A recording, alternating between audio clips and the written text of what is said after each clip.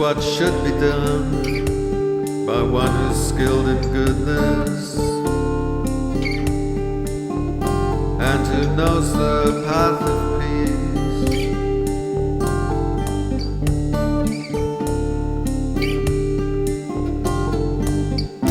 Let them be able and upright, straightforward and gentle in speech, humble and not conceited, contented and easily satisfied, unburdened with duties and frugal in their ways, peaceful and calm and wise and skillful, not proud and demanding in nature. Let them not do the slightest thing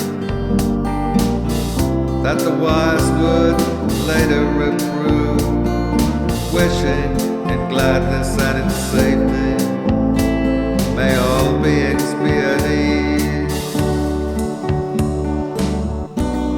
Whatever living beings there may be, whether they are weak or strong, omitting none, the great or the mighty, medium, short or small, the seen and the unseen, those living near and far away, those born and to be born, may your beings be at ease. Let none deceive another or despise any being in any state. Let none through anger or ill will wish harm upon another.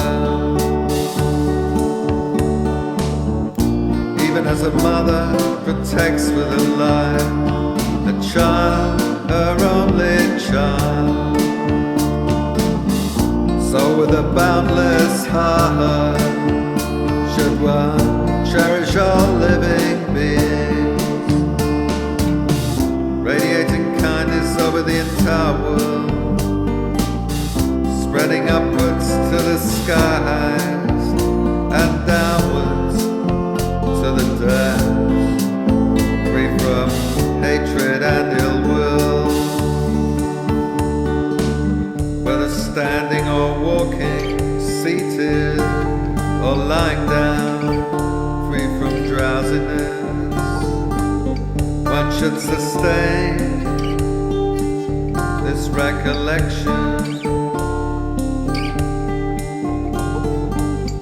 This is said to be the sublime abiding, by not holding to false views, the pure-hearted